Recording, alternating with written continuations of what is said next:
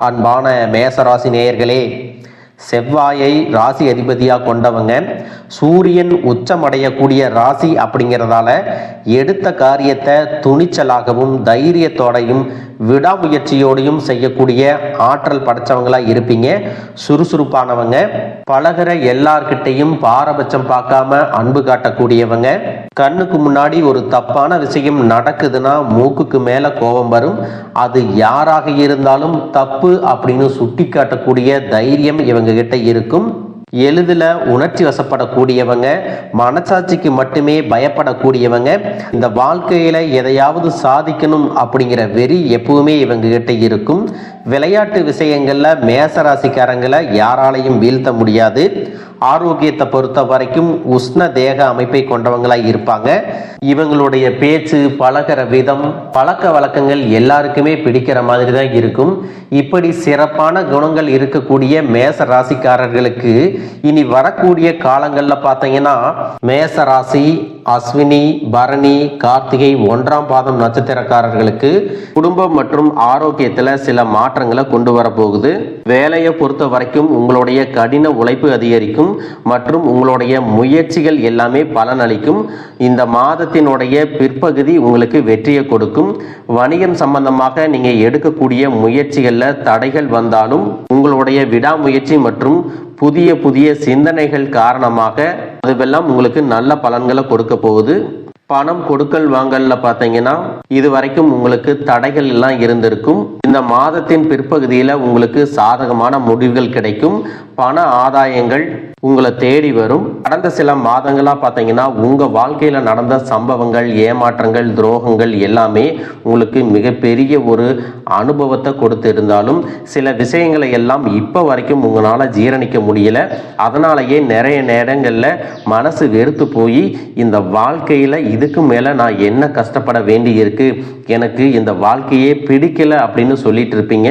இப்படி ஒரு வாழ்க்கை எனக்கு அமைஞ்சதுக்கு நான் வாழாமையே இருந்திருக்கலாம் அப்படின்னு கூட நெகட்டிவான எண்ணங்கள் உங்க மனசுல வரும். இதுக்கெல்லாம் என்ன காரணம் அப்படின்னு பார்த்தீங்கன்னா நீங்க நினைக்கிறது ஒன்றும் நடக்கிறது ஒன்றுமாக இருந்திருக்கும். நீங்க செய்யக்கூடிய ஒவ்வொரு நல்ல விஷயத்தை கெடுக்கிறதுக்கும் உங்க முன்னேற்றத்தை தடுக்கிறதுக்கும் உங்களை அவமானப்படுத்துறதுக்கும் இங்க நிறைய நபர்கள் எல்லாம் முயற்சி பண்ணிட்டு இருக்காங்க.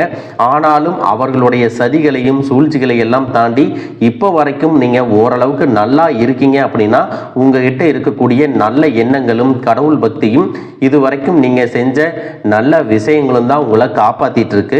இதுக்கு முன்னாடி நல்ல உறவுகளாகவும் நண்பர்களாகவும் இருந்தவங்களே உங்களுக்கு சில துரோகங்களை எல்லாம் செஞ்சு உங்க வாழ்க்கையை கெடுக்கணும் அப்படின்னு நினைக்கும் போது யார் நல்லவங்க யார் கெட்டவங்க அப்படின்னு தெரியாம எல்லாரையும் சந்தேகப்படுற மாதிரியான ஒரு சூழ்நிலை இருந்திருக்கும். உங்க வாழ்க்கையில நடந்த சில சம்பவங்களுக்கு அப்புறம்தான் சில நபர்கள் எந்த அளவுக்கு பொறாமையோடவும் வன்மத்தோடவும் இருந்திருக்கிறாங்க அப்படிங்கிறத ஓரளவுக்கு புரிஞ்சிருப்பீங்க. இது எல்லாமே தெரிஞ்சும் கூட நீங்க என்னமோ பண்ணுங்க, உங்க அளவுக்கு எனக்கு சூதுவாது தெரியல, இந்த மாதிரி தெரிஞ்சே மனசாட்சிக்கு விரோதமா தப்பு செய்யறவங்களுக்கு அந்த கடவுள் நிச்சயமா தண்டனையை கொடுப்பாரு அப்படின்னு கடவுள்கிட்ட உங்களுடைய வேண்டுதலை எல்லாம் வச்சுட்டு அமைதியா கடந்து போயிட்டு இருக்கீங்க. உங்க மனசுக்குள்ள எத்தனை ஆதங்கம் இருந்தாலும் இப்ப இருக்கக்கூடிய சூழ்நிலையில தான் உண்டு தான் வேலை உண்டு அப்படின்னு தான் நீங்க போயிட்டு இருக்கிறீங்க.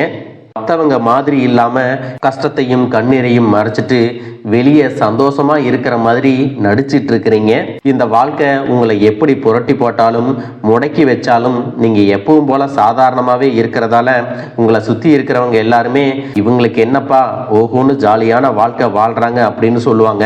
ஆனா மனசுல நிம்மதி இல்லாம வயிறார சாப்பிட முடியாம நிம்மதியா தூங்க முடியாம எவ்வளவு கஷ்டப்படுறீங்க அப்படிங்கிறது உங்களுக்கு மட்டும்தான் தெரியும். இந்த மாதிரி உங்க வாழ்க்கையில திடீர்னு ஒரு பிரச்சனை அப்பப்போ வந்துட்டு தான் இருக்கு. அதையெல்லாம் எல்லா இடத்துலையும் நீங்க கடந்து வந்துட்டு தான் இருக்கீங்க. இந்த மாதிரி நீங்களா ஏதோ தட்டு தடுமாறி எந்திரிச்சு நிக்கிறப்போ உங்களை குறை சொல்றதுக்குன்னே நிறைய பேர் தேடி வருவாங்க. நீங்க 1000 நல்ல விஷயம் செஞ்சாலும் அதையெல்லாம் பாராட்டி ஒரு வார்த்தை கூட சொல்ல மாட்டாங்க. அதுவே உங்களுக்கு தெரியாம ஒரு தப்பு நடந்துட்டாலோ உங்களுக்கு சம்பந்தமான ஒருவர் தப்பு செஞ்சிட்டாலோ அது இந்த உலகத்துல யாருமே செய்யாத தப்பு மாதிரி குத்தி காட்டிட்டே இருப்பாங்க. அவங்களுடைய நோக்கம் என்னவா இருக்குன்னா நீங்க நல்லா இருக்கணும் அப்படிங்கிறத விட நீ முன்னேறிடக்கூடாது அப்படிங்கிறதுல ரொம்பவே கவனமா இருப்பாங்க. நண்பர்களாக இருந்தாலும் சரி, சொந்தக்காரங்களாக இருந்தாலும் சரி, அவங்க தேவைக்குனா மட்டும் உங்ககிட்ட வந்து பழகுவாங்க. அந்த தேவை முடிஞ்சிச்சு அப்படின்னா உங்களை விட்டு விலகி போயிடுவாங்க. இப்படி மற்றவங்களுக்காக எல்லா விஷயத்தையும் செய்யக்கூடிய உங்களுக்கு ஏதாவது ஒரு அவசரம், ஒரு உதவி தேவைப்படுது அப்படின்னு போய் நின்னா உங்களுடைய சூழ்நிலையை புரிஞ்சுக்காம அவங்க 1000 கேள்விகளை கேட்டுட்டு அதுக்கப்புறமா சின்னதா ஒரு உதவி செய்வாங்க. இதையெல்லாம் நினைக்கும் போது நீங்க எப்படி அவங்களுக்கு உதவி செஞ்சு ஏமாந்திருக்கீங்க அப்படிங்கிறத இப்பதான் புரிஞ்சுப்பீங்க. இந்த வாழ்க்கையில எப்படியாவது முன்னேறணும் அப்படிங்கிறதுக்காக தினம் தினம் கஷ்டப்பட்டு உழைக்கிறவங்க. உங்களுடைய மனசாட்சிக்கு தெரிஞ்சு நீங்க யாருக்கும் எந்த கெடுதலையும் கஷ்டத்தையும் துன்பத்தையும் கொடுத்ததில்லை. ஆனாலும் உங்களுக்கு மட்டும் ஏன் இந்த மாதிரி கஷ்டங்கள் வருது, பிரச்சனைகள் வருது அப்படின்னு பார்த்தீங்கன்னா நீங்க நல்லவங்களா தான் இருக்கீங்க, நல்ல விஷயங்களை தான் செய்யறீங்க. ஆனாலும் உங்களை சுத்தி இருக்கக்கூடிய மனிதர்கள் அந்த மாதிரி நினைக்கிறதில்ல. நீங்க என்னதான் பிரச்சனைகளை எல்லாம் தவிர்த்துட்டு வந்தாலும் ஏதாவது ஒரு சூழ்நிலையில பிரச்சனையும் கஷ்டமும் உங்களை தேடி வந்துட்டு தான் இருக்கு. ஆனா இனி வரக்கூடிய நாட்கள்ல உங்களுக்கு சந்தோஷத்தையும் மன மகிழ்ச்சியும் கொடுக்கக்கூடிய ஒரு காலகட்டமா இருக்க போகுது. இது நாள் வரைக்கும் பார்த்தீங்கன்னா உங்க வாழ்க்கையில் நடந்த கெட்ட விஷயத்தை எல்லாமே மறந்துருங்க. இனி வரக்கூடிய நாட்கள்ல உங்களுக்கு எப்படிப்பட்ட நன்மைகள் எல்லாம் கிடைக்க போகுது, எந்த இடத்துல நீங்க கவனமா இருக்கணும் அப்படிங்கிறத நீங்க மனசுல வச்சுக்கணும். மார்ச் மாதத்துல சனியினுடைய வக்ர நிவர்த்தியும், குருவினுடைய பெயர்ச்சியும், சுக்கிர பெயர்ச்சியும், சூரிய பெயர்ச்சி, ராகு கேது பெயர்ச்சிகள் அப்படின்னு கிட்டத்தட்ட 5 பெயர்ச்சி பலன்கள் எல்லாமே உங்களுக்கு இந்த 2026ஆம் ஆண்டுல முழுமையான பலன்களை கொடுக்க போறாங்க. அதனால இந்த காலகட்டங்கள்ல எதையெல்லாம் நீங்க இழந்துட்டோம், எதையெல்லாம் நீங்க மீட்டெடுக்கணும் அப்படின்னு நினைக்கிறீங்களோ அதுவெல்லாம் நிச்சயமா உங்களுக்கு கிடைக்க போகுது. சுக்கிர பயிற்சிகள் மூலமாக உங்களுக்கு பொருளாதாரத்துல நல்ல முன்னேற்றம் ஏற்பட போகுது. பெற்றோர்களுடைய உடல் நலத்துல கவனம் தேவை. இதுவரைக்கும் உங்களுடைய பணம் ஹாஸ்பிட்டல் செலவுகளுக்கோ, கடனுக்கு வட்டி கட்டுறது, வண்டிகள் பழுதாகி அதுக்காக செலவு செய்கிறது, மற்றவங்களுக்கு பணம் கொடுத்துட்டு அந்த பணம் திரும்ப வராம கஷ்டப்பட்டது, இந்த மாதிரியான சம்பவங்கள் எல்லாம் நடந்திருக்கும். இதற்கு பிறகு நீங்க பணத்தை சுப செலவுகளுக்காக செய்யணும். நல்ல விஷயங்களுக்கு பணத்தை செலவு செய்யும் போது உங்களுடைய கடன் சுமை பாதிக்கு மேல குறையும். தாய் வழியாக ஆதரவு கிடைக்கும்.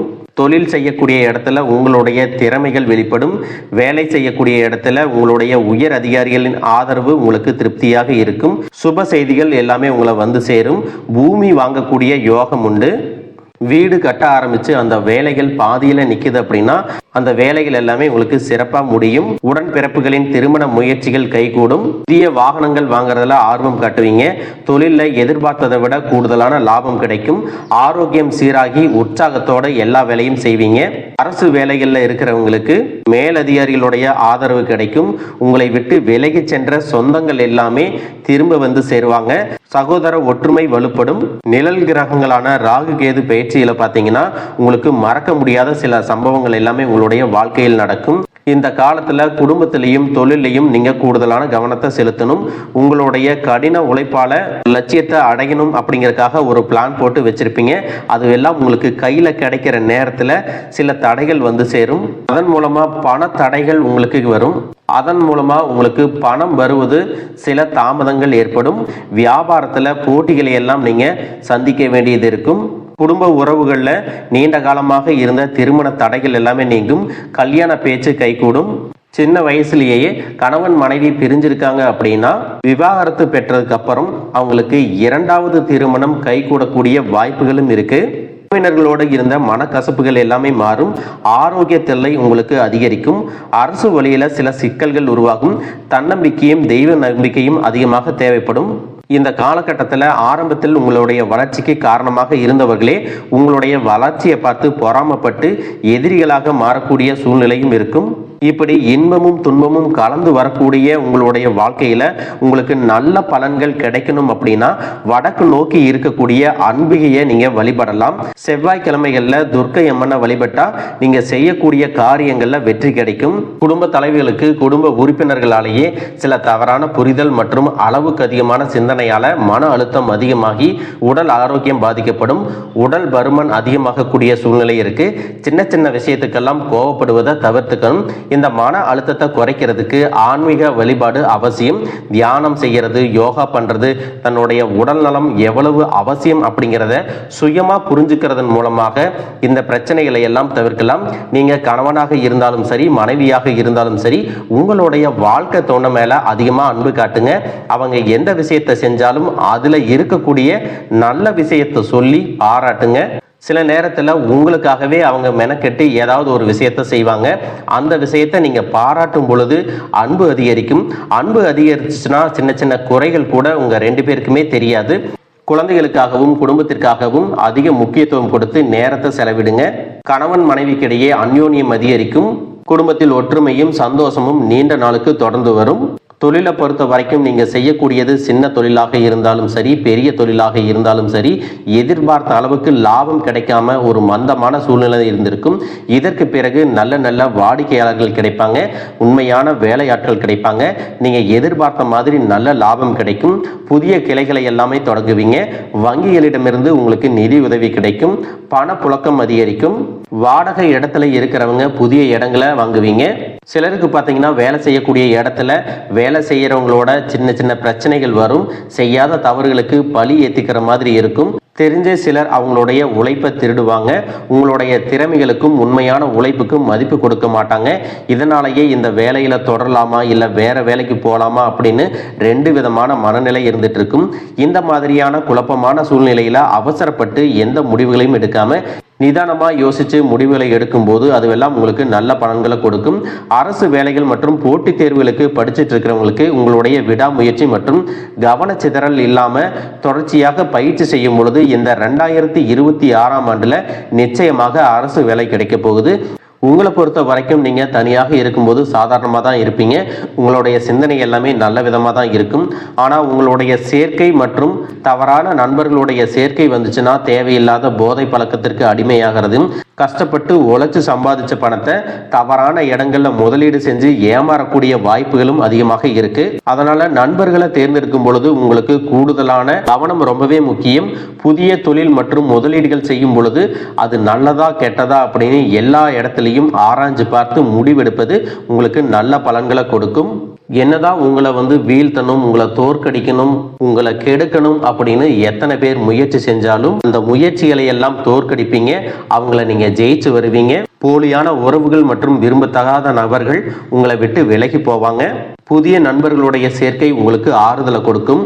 இந்த மாதிரி புதுவிதமான மாற்றங்கள் எல்லாமே உங்க வாழ்க்கையில நடக்க போகுது. இந்த மாற்றங்கள் எல்லாமே உங்களை புது மனுஷனா, மிகப்பெரிய வெற்றியாளரா, ஒரு சாதனையாளரா மாத்த காலம் தயாரா இருக்குது. நல்ல விஷயங்களை மட்டும் செய்யுங்க, உங்களுக்கு நல்லதே நடக்கும். வாழ்க வளமுடன், வாழ்க பல்லாண்டு.